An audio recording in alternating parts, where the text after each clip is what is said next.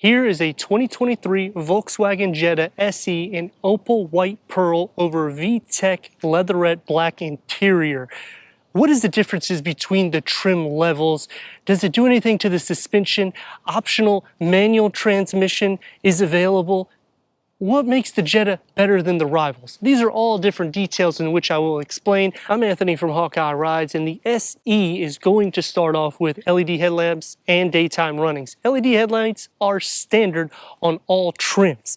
The black inserts for the grille start on the sport trim. The chrome will be on the top portion and on the lower that integrate underneath the headlamp assembly. On the lower bit, it's always going to be that matte black with around 5 inches of clearance. So for maneuverability purposes, it's easy. This is more of a compact to subcompact sedan. So looking at it from a Honda Civic perspective, this is going to be a little bit less in the width and a touch less of ground clearance.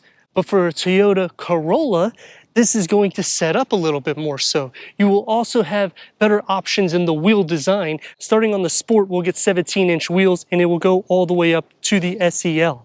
This is a 5 multi-spoke alloy wheel. The Sport trim will get XDS cross differential system. Standard will be a McPherson strut front suspension and a Torsum rear suspension. Engine option, it's going to be the same as the new Taos, a 1.5 liter TSI 4-cylinder turbocharged, producing 158 horsepower and 184 pound-feet of torque, optional 6-speed manual transmission or an 8-speed Tiptronic automatic transmission. Achieving 29 mpgs for the city and 40 mpgs for the highway. The 2021 model was a decrease of horsepower by 11, so you're getting a little bit more dynamics when you get into the 23 model. And when you're looking at comparison, going to the Honda Civic, they're doing a Euro Sportback design. Where does that come from? It comes from Volkswagen and Audi, because that's the design that they have been doing on all of the Audi trims, in which it just shows you where the auto industry is going or leaning towards a more dynamic stance. This is going to look a little bit more so like a sedan instead of that fastback European design. Comparing it to the Toyota Corolla, it's going to be a little bit longer, a little bit shorter than the Civic. And it doesn't matter the trim. All Jettas get LED taillights. It's going to be a little bit more settle. If you want more performance style, you go up to the Audi and you go into the S trim, and then you're going to get more of the dynamics. They'll have the oval exhaust. Here, it's a 1.5 liter. You're wanting a settle vehicle because it's in the $20,000 price point. This is more of an everyday vehicle, turbocharged, so you feel the boost. It's a little bit quick, and it gives you all the performance numbers that you need. On the lower, you're going to get that matte black, quick release going into 15.5 cubic feet of storage. Underneath the floor, we are set with the spare tire. Split fold the rear bench in the back at a 40-60 split, and that will maximize cargo to the Jetta. This is a turbocharged. We need to go inside, start it up so you can hear that exhaust note.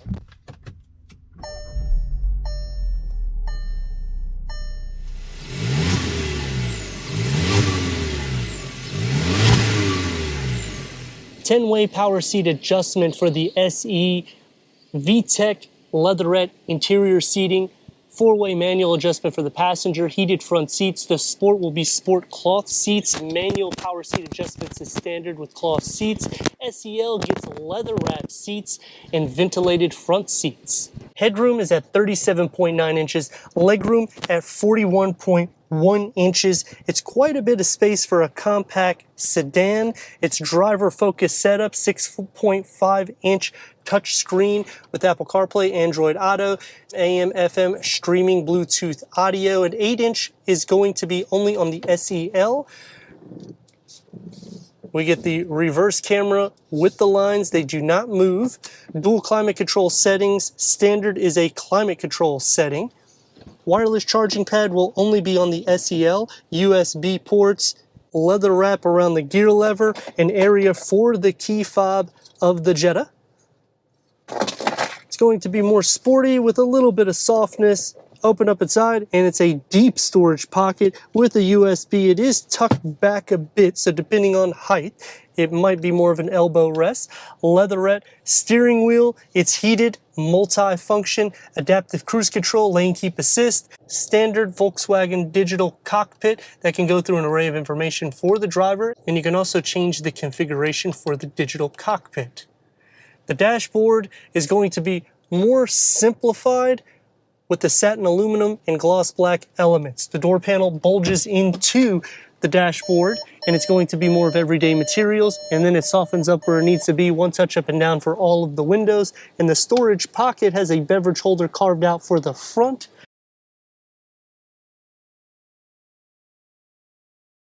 For the back seats, 37.2 inches of headroom, 37.4 inches of legroom, 6'3", you can fit. And you're going to have storage only behind the passenger seat. The door panel is going to be configured the same, except you're not going to get the satin aluminum that runs onto the top. It's going to be a little bit more soft for your arms, one touch up and down, and a medium-sized storage pocket with the beverage holder carved out.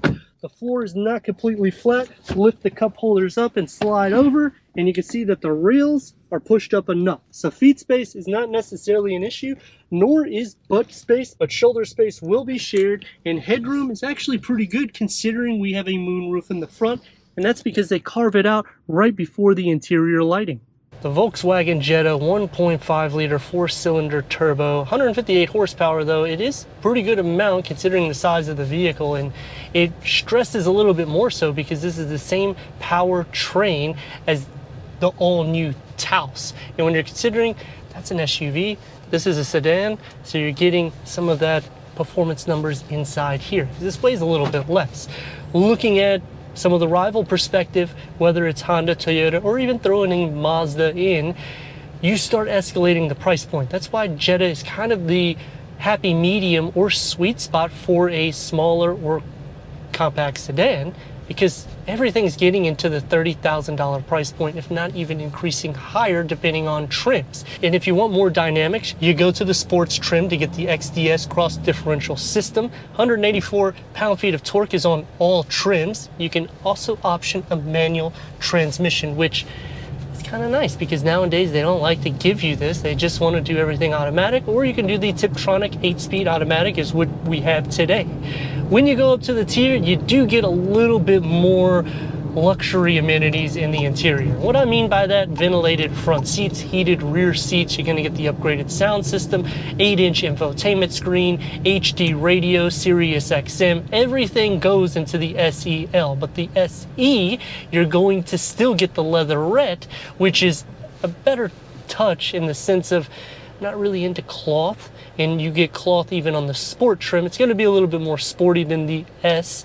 It's just, give us a leatherette on all trims. Now to show you what this Turbo 4 has, I have it in manual so we can play with the Tiptronic and see the performance numbers. You do sit a little bit lower. The seat setting is a little bit higher because of the way the door panels are. We'll get back to that in a second.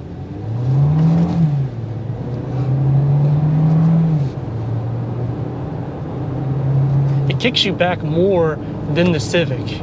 I mean, it's nearly 200 pound-feet of torque, and I understand both of them are not a huge number until you start going into the SI, in which then you're going to be playing with the manual transmission. But just a standard Civic, this is going to feel a little bit more athletic in the drive. The steering wheel is going to be a little bit more weight to it, so that does make it feel a little bit more sporty.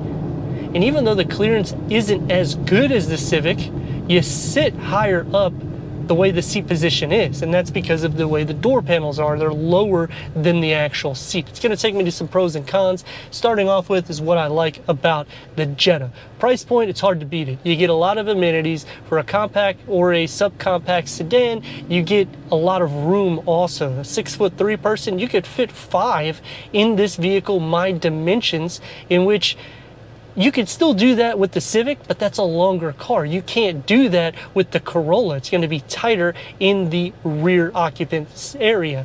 As for cargo, this is going to be more than the Corolla. It's going to be a touch less than the Civic. Pretty quiet and composed. You don't feel a lot of imperfections in the road because they have decided to go with the 17-inch wheel. They didn't go crazy with it, so I kind of like that because it is a smaller car. Taking me to some cons, you do have to option the SEL if you want to get every single option in the interior. It would be nice to be able to option things like ventilated seats for the front occupants, at least on the SE. For the sport trim, I understand because it's cloth. Heated rear seats, you know, we're in the state of Florida, so it's okay. That's either here or there, depending on what the person need is. So go on to the SEL, but give us some options so we can get a QI wireless charging pad, maybe the 8-inch infotainment, so that way it's a little bit more tech driven. I like that all models get the digital cockpit because when you go into the Corolla, it's not going to be as tech driven, and it's also going to be a higher price point than this, whether you get a base trim or you go all the way up the tier on the Corolla. The suspension is going to be better on the Civic because this is a torsion beam and they have a multi-link rear for them. Unless you get the sport trim and you get the XDS, in which this is going to be more dynamic. So it depends on what tier you get, but you can't necessarily alter or option, which makes it a little bit more harder in the structure, which to me is a con, because if I want to get the SEL, I want to get more dynamics because I'm getting all the bells and whistles in the interior. I want that also on the exterior. Some other cons, in the rear, they strip out everything in the door panel, making it more basic, and they don't give you any of that sporty vibe or any of the simulated carbon fiber look or aluminum look that is coming into play on the dash and on the driver's side and passenger side door panel. But this is also found on the Civic unless you get up to a higher tier, which is the Touring, and then you're going to be spending way over $30,000. Turn radius is going to get about 2 lanes. Give her a little go with the Tiptronic.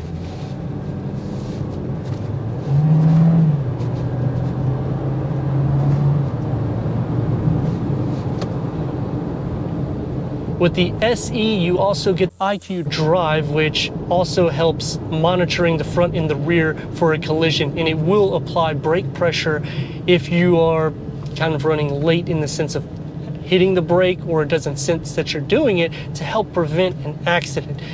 Some of these features, for the price that you're getting, you're not going to see it in any of the rivals. I mean, let me know what you think in the comments. And if you're new to the channel, consider subscribing. Check out the next video, merchandise website, and Instagram. Leave a comment and a like. And I'd like to thank Volkswagen of Newport Richey for giving us this 2023 Volkswagen Jetta SE for our car review.